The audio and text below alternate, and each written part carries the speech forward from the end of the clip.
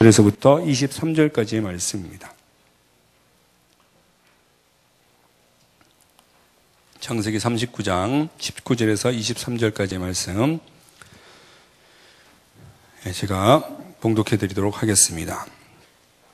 그의 주인이 아내가 자기에게 이르기를 당신의 종이 내게 이같이 행하였다 하는 말을 듣고 심히 노한지라. 이에 요셉의 주인이 그를 잡아 옥에 가두니 그 옥은 왕의 제수를 가두는 곳이었더라. 요셉이 옥에 갇혔으나 여호와께서 요셉과 함께 하시고 그에게 인자를 더하사 간수장에게 은혜를 받게 하시며 간수장이 옥중 제수를 다 요셉의 손에 맡김으로 그 재반 사물을 요셉이 처리하고 간수장은 그의 손에 맡긴 것을 무엇이든지 살펴보지 아니하였으니 이는 여호와께서 요셉과 함께 하심이라. 여호와께서 그를 범사에 형통하게 하셨더라. 아멘. 할렐루야. 예. 이맘때 12월쯤이 되면 온 세상 사람들이 다 같이 기다리는 날이 있습니다. 바로 성탄절입니다. 예. 성탄절은 예수님의 오심을 기념하는 날인 줄로 믿습니다. 성탄절의 주인은 누굴까요? 예수님인 줄로 믿습니다. 세상 사람들하고 전혀 상관이 없지만 우리들은 그렇게 지내야 될 줄로 믿습니다. 사실 성탄절뿐만 아니라 모든 날의 주인은 예수님이시죠. 우리는 특별히 이 성탄절을 기다리면서 이런 것들을 기념해야 될 것 같아요. 과거에 우리를 구원하시기 위해서 오셨던 그 예수님과 지금 현재 우리의 삶 속에 찾아오시는 그 예수님, 그리고 앞으로 다시 오실 그 예수님 우리가 간절히 다시 한번 기다리면서 주님의 오심이 과연 우리의 삶에 어떤 의미가 있는지 이 성탄 시기를 맞이하여서 그 모든 것들을 깊이 묵상해 볼 수 있는 우리 귀한 오늘의 성도님 되시기를 주님의 이름으로 축원합니다. 우리도 지금 누구를 기다리고 있죠? 다시 오실 예수님을 간절히 기다리고 있는 성도들입니다. 아멘. 예, 정말로 그렇습니다. 근데 우리가 다시 오실 예수님을 이렇게 간절히 기다리는 것처럼 구약의 성도들도요, 예수님을 그렇게 간절히 기다렸어요. 예수님께서 빨리 오셨으면, 그래서 주님께서 아브라함에게 하셨던 그 모든 축복이 우리들에게 이루어지기를 간절히 소망하면서 간절히 기다렸던 것이죠. 그래서 구약 성경에는 예수님께서 오셨을 때에 어떻게 하면 그분이 예수님이심을, 메시아임을, 그들이 기다리는 그분을 알아볼 수 있을까 하기 위해서 성경에는, 구약 성경에는 여러 가지 예수님에 대한 예표들을 남겨두었습니다. 그래서 예수님은 이런 모습으로 우리에게 오겠구나라는 것을 성경을 통해서 알 수 있게 되어 있죠. 근데 그 수많은 예표 중에 하나가 누구냐면 바로 오늘 말씀을 묵상해 볼 요셉이 바로 예수 그리스도의 예표 중에 하나로 드러나는 것을 볼 수가 있습니다.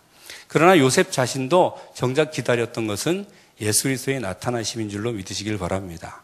근데 그렇게 예수님의 나타남을 간절히 기다렸던 요셉도요, 실제로는 자기의 삶 속에서 예수 그리스도의 삶의 그림자를 살아내어 갔던 그런 사람이다라는 것입니다. 그의 생애를 보면 그렇습니다. 예수님과 너무나 비슷한 삶을 살았어요. 예수 그리스도께서 팔리셨던 것처럼 요셉도 종으로 팔려나가게 됩니다. 그리고 요셉과 하나님께서 함께 하셨던 것처럼 예수님도 하나님과 함께 하셨던 것을 우리는 성경을 통해서 확인할 수 있죠. 예수님은 죄가 없으신 분이었던 것처럼 요셉은 그가 총리 자리에 오르기까지 죄를 짓지 않기 위해서 몸부림쳤던 사람인 것을 우리는 알고 있습니다. 예수님은 거짓으로 고소를 당합니다. 그래서 억울하게 십자가를 지셨던 것처럼 요셉도 억울하게 죄를 뒤집어 쓰고 왕의 제수의 감옥에 갇히게 되는 것이죠.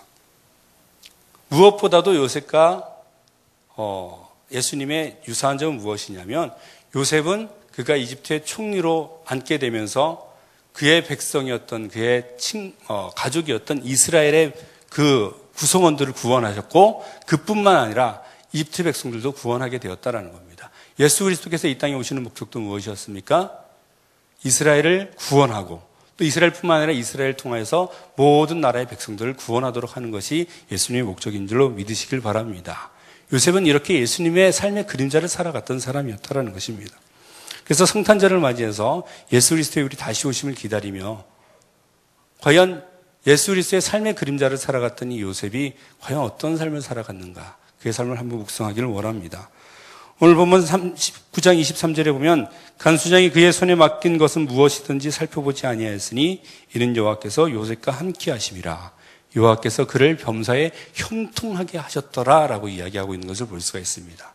요셉은 우리가 아는 바와 같이 꿈의 사람이었습니다. 근데 그는 어떤 사람이었냐면 또한 형통한 사람이었다는 사실을 기억하시길 바랍니다. 우리가 모두 다 형통하기를 원하죠. 그럼 요셉처럼 우리도 형통하게 되기를 바랍니다. 그래서 오늘 말씀의 제목을 요셉의 형통함이라는 말씀 제목을 가지고 하나님의 은혜를 함께 나누고자 합니다. 요셉의 형통함 그 첫 번째는 옥에 갇혔다는 것이죠. 창세기 39장 20절에 보면 이에 요셉의 주인이 그를 잡아 옥에 가두니 그 옥은 왕의 제수를 가두는 곳이었더라. 할렐루야. 사랑하는 성도 여러분, 살다 보면 형통하다 할지라도 이런 일을 당하게 되는 줄로 믿으시길 바랍니다. 요셉은 옥에 갇힐 사람이 아니었습니다. 잘못한 것이 없었어요. 너무나 억울하게 이것을 뒤집어 쓰게 되었다는 것입니다. 근데 옥에 갇히는 것뿐만 아니라 요셉의 삶은 처음에 성경에 등장할 때부터 너무나 억울한 일들이 반복되는 것을 볼 수가 있습니다. 요셉의 처음 상태가 어떻게 됐었습니까? 이스라엘의 그 12아들들 중에서 야곱에게 가장 큰 사랑을 받던 사람이었어요. 나이 먹어서 낳은 자식이기 때문에도 그렇고 자기가 가장 사랑하는 라헬에게서 낳았던 자식이었기 때문에 아버지가 제일 사랑했던 사람입니다. 귀하게 자라났겠죠. 성경엔 그가 무엇을 입었다고 하냐면 채색 옷을 입었다고 이야기를 하고 있습니다.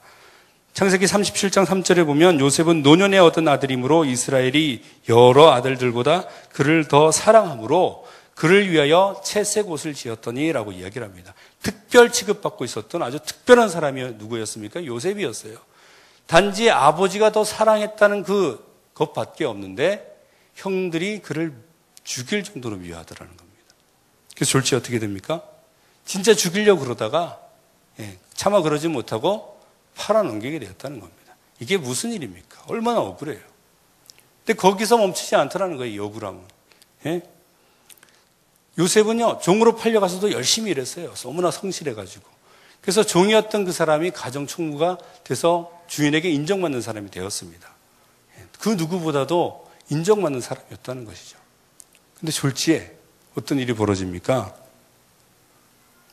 주인에게 충성하고도 누명을 뒤집어 쓰고는 옥에 갇힌 일을 당하고 말았다는 겁니다.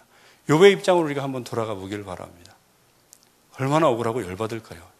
이게 과연 형통함이라고 말할 수 있겠습니까?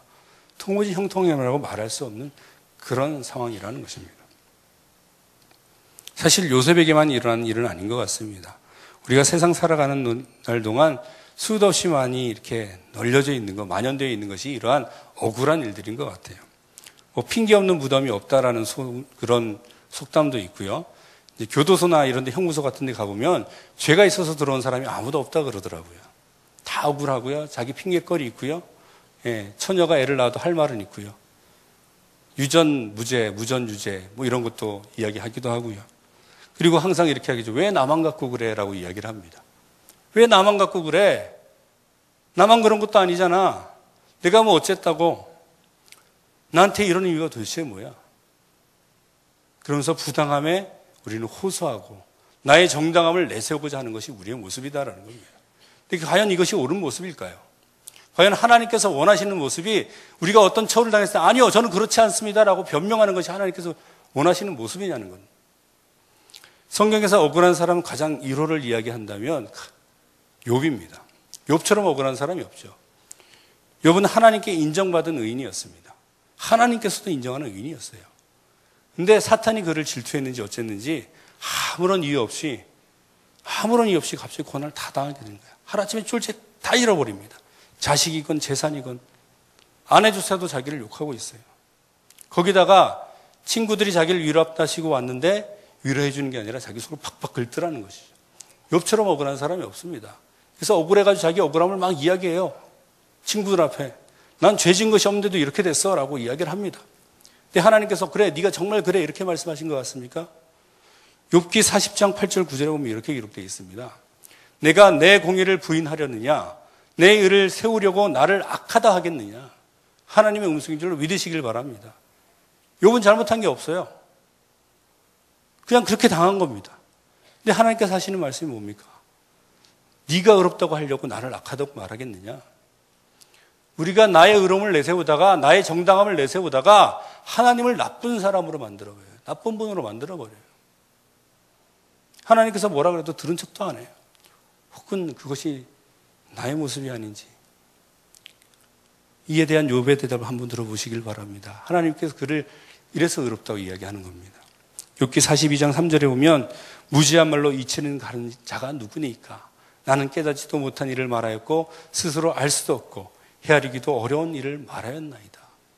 요셉은 자기 자신의 무지함을 인정하는 줄로 믿으시길 바랍니다. 우리가 어떤 일을 당해도요, 주님의 뜻 안에 있다는 사실을 기억하시기를 주님의 이름으로 축원합니다. 내가 무지하다는 것을 인정하라는 거예요.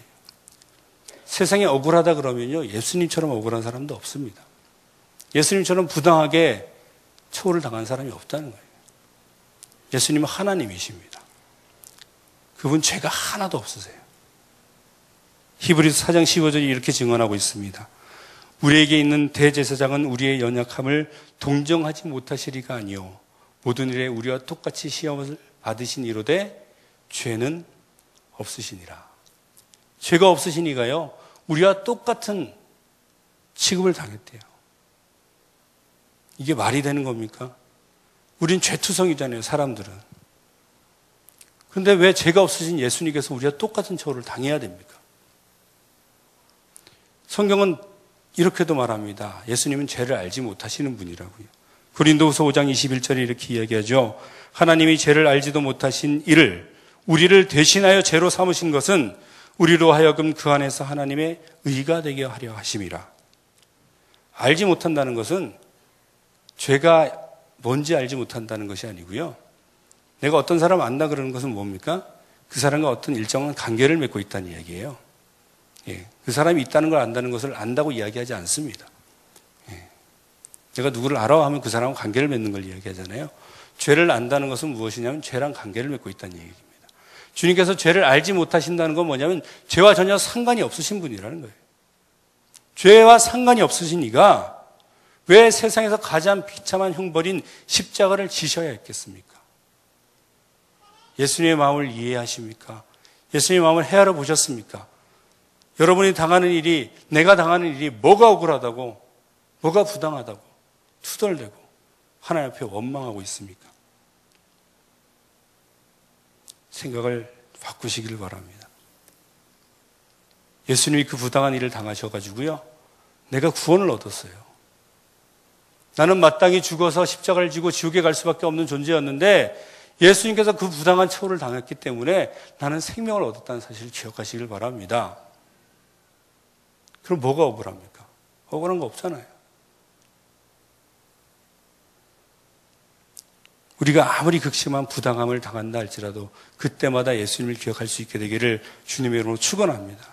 사람이 가장 소중한 것을 얻기 위해서는 내가 갖고 있는 소중하지 않은 걸 포기할 수 있어요. 옛날에 배가 이렇게 난파돼가지고 확 이렇게 되면 어떻게 합니까? 사람들이 배가 뭐가 실려있든지 다 버리잖아요. 왜? 살아나려고. 생명보다 소중한 것은 없습니다. 근데 반대로 생각해 보십시오. 우리에게 생명이 소유되고 있다면, 생명을 가지고 있다면 다른 것을 다 잃어버려도 상관이 없다는 사실을 기억하시길 바랍니다. 그 생명은 예수 그리스도이십니다. 할렐루야. 요셉의 형통함 두 번째는요, 간수장에게 은혜를 받게 하셨다는 것입니다. 오늘 본문 21절에 여호와께서 요셉과 함께 하시고 그에게 인자를 더하사 간수장에게 은혜를 받게 하시며. 사랑하는 성도 여러분, 하나님께서는 우리에게 은혜를 베푸신 줄로 믿으시길 바랍니다. 그 와중에도 은혜를 베푸시는 분이 하나님이시라는 거예요. 요셉의 지금 현재 상황 속으로 우리가 한번 들어가 보길 바랍니다.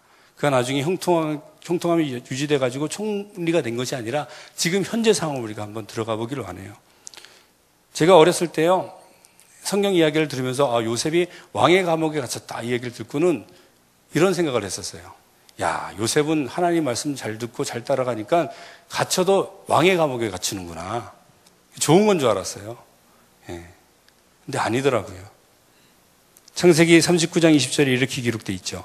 이에 요셉의 주인이 그를 잡아 옥에 가두니 그 옥은 왕의 제수를 가두는 곳이라. 누구를 가두는 곳? 왕의 제수를 가두는 곳이에요. 왕에게 잘못한 사람을 가두는 곳이에요. 그러면 더 좋은 감옥입니까? 더 나쁜 감옥입니까? 왕의 제수는요, 대역죄인입니다. 살아난다는 것은 상상하기 어려워요. 왕이 쟤 그냥 풀어줘 이렇게 하기 전까지는 나올 생각을 못하는 곳이 바로 그곳이에요. 최악의 상황에 지금 처해 있는 것이 바로 지금 요셉의 현재 상황이라는 사실을 우리가 인지하게 되기를 바랍니다. 요셉이 꾸었던 꿈이 무엇이었죠? 해와 달과 11별들이 다 자기한테 절하는 꿈이었어요. 그 꿈을 너무 좋아가지고 형들한테 자랑하다가 미움받았어요. 근데 그 꿈은 어디로 갔습니까? 그 꿈은 하늘로 올라가는 꿈이고 자기가 높아지는 꿈인데 지금 제일 밑바닥으로 내려갔다고요. 희망도 보이지 않는 곳으로. 채색 옷을 입고 있던 요셉이 구덩이에 빠지다가 종으로 팔려가가지고 이제는 왕의 제수의 신세가 되어버렸다는 거예요. 아무것도 잘못한 것도 없는데. 우리가 결론을 모른다면, 요셉의 결론을 아니까 그나마 괜찮은데 요셉의 결론을 모른다면 이건 최악의 상황이라는 겁니다. 간수정에게 받은 은혜라고요? 이것이 무슨 은혜입니까? 최악의 상황인데. 요셉이 꾸었던 꿈이 무엇인데? 은혜라는 것은요, 고맙게 베풀어주는 신선한 혜택입니다. 그걸 봤을 때 내가 만족할 수 있어야 되고 내가 뭔가 좋아야 돼요. 근데 왕의 제수의 감옥에 갇혔다는 것이 현재 신세예요. 우리의 관점으로 보면 어쩌면 이건 은혜가 아니다라는 겁니다. 근데 과연 그렇습니까? 뒤돌아보니 하나님의 은혜인 줄로 믿으시길 바랍니다. 뒤돌아보니 하나님의 은혜였어요. 관점을 좀 바꾸자는 거예요. 점점 상황이 나빠지긴 했지만 그 나빠지는 상황 속에서 하나님의 인도하심을 바라보자는 겁니다. 요셉은 실제로 형들에게 죽임을 당할 뻔했습니다. 형들이 너무 미워가지고 죽여버릴 정도로 미웠어요. 이복 동생이기 때문에 죽여버려도 상관이 없을 정도로 미웠나 봐요. 정말로 죽이려고 그랬습니다. 성경을 보면요. 안 죽이려고 하는 사람은 딱 두 사람이었습니다. 루벤하고 유다였습니다. 이 유다의 임기응변으로 살아나는 거죠. 누구의 인도하심이요? 하나님의 인도하심이에요. 마침 그때 아라비아 상인들이 지나갔으니 망정이지 안 지나갔으면 영락없이 죽었어요. 하나님의 은혜인 줄로 믿으시길 바랍니다. 하나님의 은혜였다고요. 죽을 뻔했잖아요. 종으로 팔려간 거 나쁘다고 생각할 수 있습니다. 근데 종으로 팔려갔음에도 불구하고 하나님께서 그를 무엇으로 세웁니까? 종의 신분이 아닌 가정총무로 세우게 됩니다. 이게 있을 법한 일입니까? 창세기 39장 4절, 요셉이 그의 주인에게 은혜를 입어 섬김에 그가 요셉의 가정총무로 삼고 자기 소유를 다 그의 손에 위탁하니, 이야기는 무엇이었냐면 보디발이라는 그 사람의 집에 모든 것을 자기 마음대로 주무를 수 있는 그런 위치에 올라갔다는 겁니다. 종으로 팔려간 사람이 이렇게 되는 게 말이 됩니까? 무엇입니까? 하나님의 은혜인 줄로 믿으시길 바랍니다. 상황이 꼬여가지고요, 죄수가 돼버렸습니다. 갇혔어요. 그래가지고 자기 뭐 이렇게 세고랑 차고 아마 이렇게 있었겠죠. 근데 하나님께서 함께 하시니까 어떤 일이 벌어집니까? 죄수에서 죄수를 관리하는 사람으로 하나님께서 인도해 준 줄로 믿으시길 바랍니다. 은혜예요. 은혜라고요. 같은 환경에서도요, 감사할 줄 아는 사람은 감사를 합니다. 근데 너무나 좋은 환경에서도요, 감사할 줄 모르는 사람은 원망밖에 할 줄 모르더라고요. 원망은 뭐라고요? 원래 망하는 길이래요. 감사의 종류도 여러 가지가 있습니다. 조건 감사. 네, 뭘 해줬기 때문에 감사한 사람입니다. 요거보다 조금 나은 사람이 비교하면서 감사하는 겁니다. 그다지 나한테 준 건 없지만 그래도 저 사람보다 나으니까 감사합니다. 근데 그리스도인이 가져야 되는 감사는 절대적인 감사입니다. 그렇게 하지 아니하실지라도 그냥 하나님 때문에 감사하는 거예요. 동영상 하나만 보도록 하겠습니다. 도저히 감사할 수 없을 것 같은 상황 속에서. 태어날 때 의사의 실수로 뇌를 다쳐 뇌성마비 판정을 받은 아기가 있었습니다. 아기의 부모는 가난 때문에 치료는커녕 제대로 된 음식조차 해줄 수가 없었습니다. 어린 시절의 고통은 마음까지 멍들게 했고 사춘기 소녀가 된 아이는 삶을 저주하며 반항했습니다. 한창 호기심도 꿈도 많은 10대 소녀의 시간은 무려 극심한 절망감을 가져왔습니다. 일어서기도 어려운 몸을 일으켜 창밖을 바라보면 모든 게 자신과는 상관없는 꿈만 같았습니다. 아무도 없는 빈 방, 소녀가 부르짖을 대상은 하나님뿐이었습니다. 원망도 투정도 하나님 앞에 쏟아놓았습니다. 그러자 눈물과 땀에 젖은 소녀의 가슴에 빗줄기가 들어오기 시작했습니다. 하지만 가난과 외로움은 여전했습니다. 휠체어도 없이 작은 방 안에서 눈물 흘리는 날도 계속되었습니다. 그때 하나님의 분명한 음성이 한편의 시로 들려왔습니다. 소녀는 토막 연필을 쥐고 그 시를 받아 적기 시작했습니다. 삐뚤삐뚤한 글씨는 소녀의 고백이었습니다. 이 시는 노래가 되어 많은 사람들에게 불리우게 된 나라는 찬양입니다. 온몸으로 하나님께 시를 쓰는 이 여인은 송명의 시인입니다. 그녀는 시를 쓰면서 불편한 몸을 일으켜 곳곳마다 다니며 간증을 했습니다. 수많은 건장한 사람들도 송명의 시인의 간증 앞에서는 한없이 작아졌습니다. 한 번은 세상에 알려지게 된 송명의 시인에게 미국에서 치료를 받게 해주겠다는 후원자가 나섰습니다. 하지만 그녀는 작은 몸을 뒤척이며 조용히 말했습니다. 주님이 만들어 놓으신 이대로 그냥 살겠어요. 난 이대로가 좋아요. 펜 하나 제대로 쥐기 어려운 몸으로 공평하신 하나님을 노래하는 시인 송명의 시인은 가는 곳마다 지금도 이렇게 고백하고 있습니다.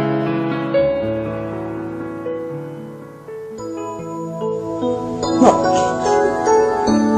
손을 하는데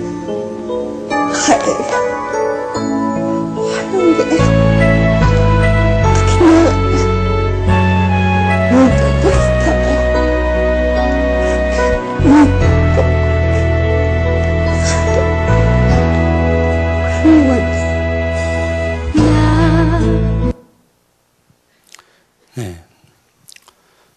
어떻게 이게 가능합니까? 저 상황에서 어떻게 감사합니까? 모든 것이 하나님의 은혜인 줄로 믿으시길 바랍니다. 요셉의 상황을 보십시오. 어떻게 감사합니까? 그것이 어떻게 하나님의 은혜라고 어떻게 이야기를 해요? 근데 오늘 본문 23절에 이렇게 이야기를 합니다. 여호와께서 그를 범사에 형통하게 하셨더라. 아멘. 주님의 생명이 그 안에 있기 때문에 그런 줄로 믿으시길 바랍니다. 세상 사람들의 형통함과 그리스도의 형통함은 기준이 다릅니다. 그걸 기억하시기를 주님의 이름으로 축원합니다. 요셉의 형통함 그 세 번째는 여호와께서 함께 하셨다는 것입니다. 오늘 보면 23절에 이는 여호와께서 요셉과 함께 하심이라. 사랑하는 성도 여러분, 하나님과 함께 하시는 우리 모든 성도님이 되시기를 주님의 이름으로 축원합니다. 그리스도인에게 중요한 것은 현실보다 꿈과 비전인 줄로 믿습니다. 요셉은 일반적으로 알려져 있듯이 꿈의 사람이었습니다. 지금 요셉이 그 극한의 상황 속에서 볼 수 있었던 것은 무엇이었냐면 현실이 아니라 그 안에 있는 꿈과 비전인 줄로 믿으시길 바랍니다. 바로 하나님을 믿는 믿음 안에 있는 그 꿈 말이에요. 요셉의 꿈은요, 개인적인 꿈이 아니었습니다. 자기가 그냥 부자가 돼서 자기가 혹은 높은 자리에 올라가서 자기가 좀 더 유명한 사람이 돼서 자기를 뽐내는 그런 꿈이 아니었다는 거예요. 요셉이 갖고 있는 꿈은 하나님의 비전이라는 사실을 기억하시길 바랍니다. 요셉을 통해서 이스라엘이 구원받고 이집트 사람들이 구원을 받게 되었다는 사실을 기억하시길 바랍니다. 그걸 잊으면 안 돼요. 하나님은 아브라함에게 약속을 하셨어요. 아브라함을 통해서 모든 민족에게 복을 주시겠다고. 그 아브라함의 비전은 이삭에게로 갔고요. 이삭에게 그 비전은 야곱으로 전달됩니다. 야곱이 가장 사랑했던 아들이 누구였죠? 요셉이었어요. 야곱이 그냥 하나님의 그 꿈과 비전과 축복을 요셉에게 이야기해 주지 않았을까요? 요셉이 과연 그 꿈을 꾸게 된 배경이 무엇이었을까요? 하나님이 아브라함에게 약속하셨던 그 민족에 대한 꿈과 비전, 그거를 품었다는 사실을 기억하시길 바랍니다. 하나님의 꿈이라는 거예요. 개인적인 욕망이 아니고요. 요셉이 바라본 것은 현실이 아니라 하나님을 바라봤습니다. 우리 속담에 이런 속담이 있죠. 오르지 못할 나무는 쳐다보지로 말라. 근데 이 속담이 바뀌었다고 합니다. 오르지 못할 나무는 사다리 놓고 올라가라. 할렐루야. 사다리 놓고 올라가면 되죠. 못할 게 어디 있습니까? 비현실이냐 현실이냐 이것을 논할 것이 아니라 그 비전이 하나님의 약속이냐 아니냐 이것을 판단하시기를 주님의 이름으로 축원합니다. 개인의 비전이 아니라요. 요한계시록 7장 9절 10절에 보면 우리의 비전이 무엇인지 기록되어 있습니다. 다 같이 한번 합독하도록 하겠습니다. 시작. 각 나라와 족속과 백성과 방언에서 아무도 능히 셀 수 없는 큰 무리가 나와 흰 옷을 입고 손에 종려가지를 들고 부자 앞과 어린 양 앞에 서서 큰 소리로 외쳐 이르되 구원하심이 보좌에 앉으신 우리 하나님과 어린 양께 있도다. 할렐루야. 우리의 영원한 비전과 소망인 줄로 믿습니다. 이 비전을 바라보시길 주님으로 축원합니다. 그럼 이 비전을 보고 어떻게 걸어갈 수 있을까요? 하나님과 동행해야 된다는 거예요. 요셉과 하나님께서 함께 하셨다고 이야기합니다. 요셉이 이 고통을 당했던 시간은 13년입니다. 전체 인생을 보면 짧죠. 근데 13년은 짧은 시간이 결코 아닙니다. 13년 동안 절망 속에 있었어요. 도무지 그가 갖고 있는 꿈하고 상관이 없는 것처럼 여겨지는 시간이었다라는 겁니다. 어떻게 생각하면 하나님이 나와 함께 하시는 것이 맞아? 라고 판단할 수도 있는 상황이었을지도 모른다는 것이죠. 그럼에도 불구하고 요셉은 하나님과 함께 했다는 사실을 기억하시길 바랍니다. 창세기 39장 2절에도요. 여호와께서 요셉과 함께 하심으로 보디발 집에 있을 때예요. 오늘 본문 23절에도 이는 여호와께서 요셉과 함께 하심이라. 요셉이 하나님께서 요셉과 왜 함께 했을까요? 그것은 요셉이 하나님과 동행했기 때문인 줄로 믿으시길 바랍니다. 요셉보다 더 길게 하나님과 동행한 사람이 있었습니다. 하나님의 비전을 바라보면서. 성경에서 아마 가장 오래 하나님하고 동행한 사람인 것 같은데 바로 에녹입니다. 몇 년이요? 300년입니다. 우리는 100년도 못 삽니다.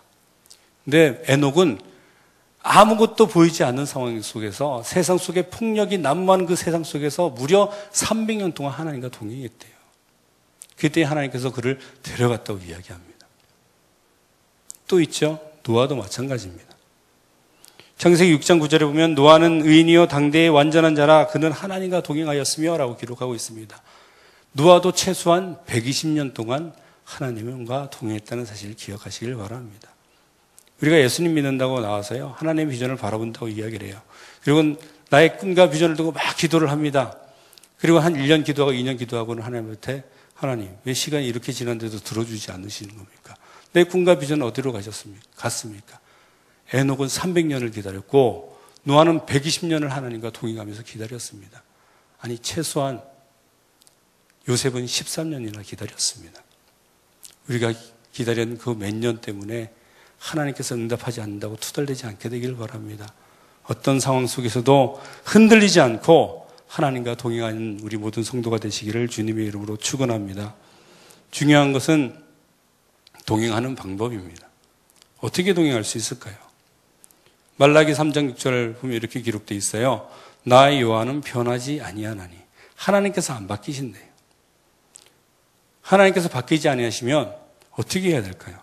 뜻이 다르면 동행할 수가 없어요. 아모스 3장 3절에 두 사람이 뜻이 같지 않은데 어찌 동행하겠으며 라고 이야기를 합니다. 그러면 하나님의 뜻을 나한테 맞춰야 됩니까? 내가 하나님의 뜻에 맞춰야 될까요? 하나님 변하지 않으신다면 내가 하나님의 뜻에 맞추시기를 주님으로 축원합니다. 내 뜻을 꺾고 내 뜻을 하나님께 맞추기를 주님의 이름으로 축원합니다. 이것이 하나님과 동행하는 방법입니다. 우리는 우리 상황과 형편을 두고 자꾸 하나님 내 상황에다 맞추려고 그래요. 아니요. 내가 바꿔지기를 주님으로 축원합니다. 우리가 주님의 편에 서야 된다는 거예요. 모세의 경우를 한번 보겠습니다. 출애굽기 32장 26절에 이렇게 기록합니다. 상황은 그래요.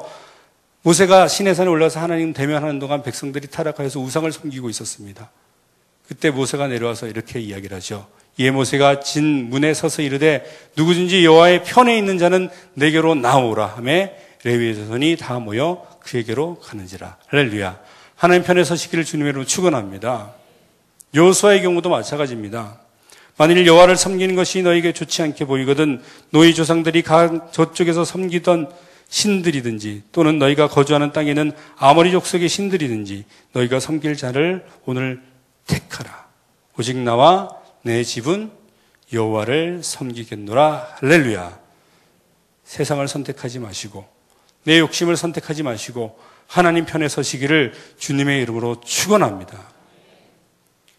내가 주께 가까이 함이 복이라는 말씀이 있습니다. 내가 주님을 알 수 있고요. 내가 주님을 내 안에 모실 수 있고 내가 주님 안에 있는 것이 축복인 줄로 믿으시길 바랍니다. 모세가 바로 앞에 나가기 전에 내가 누가 보냈다고 해서 가야 됩니까? 라고 물어볼 때 하나님께서 자신에 대해서 이렇게 증언하십니다. 출애굽기 3장 14절인데요. 나는 스스로 있는 자이니라. I am, that I am. 현재형입니다. 하나님은 계신 주님입니다. 할렐루야. 계시다고요. 살아 계신다고요. 지금 계신다고요. 모든 것이 하나님께로부터 나왔습니다. 그렇기 때문에 내가 하나님 안에 있어야지 있는 겁니다. 내가 하나님 앞에 없으면, 하나님 안에 없으면 나도 없는 겁니다. 주님 안에 있기를 주님의 이름으로 축원합니다. 어떤 환경보다도요, 그냥 내가 주님 안에 있는 것 그 자체가 축복이라고요. 내가 죽는다 할지라도요, 최악의 상황에 당한다 할지라도 요셉처럼 주님 안에 있는 것 자체가 축복이라는 겁니다. 하나님과 함께 하십니까? 오늘 말씀을 마무리하고자 합니다. 오늘 말씀은 요셉이 형통하였다라고 증언하고 있습니다. 근데 객관적인 정황으로 아무리 봐도 이거 형통한 게 아니에요. 최악의 상에 치닫고 있는 겁니다. 세상을 살다 보면 부당하고 억울한 일, 말도 안 되는 일 우리는 언제나 당할 수 있습니다. 그러나 결코 꺾이지 않으시기를 주님이 축원합니다. 그 가운데 주시는 하나님의 은혜를 받아 누리시기를 주님으로 축원합니다. 그리고 무엇보다도 내가 지금 어떤 환경 속에 있다 할지라도 하나님을 바라보면서 우리의 영원한 비전과 소망이신 예수 그리스도의 다시 오심을 바라보면서 하나님과 동행하시기를 주님으로 축원합니다. 그것이 바로 그리스도인이 형통하게 살아가는 것입니다. 아멘.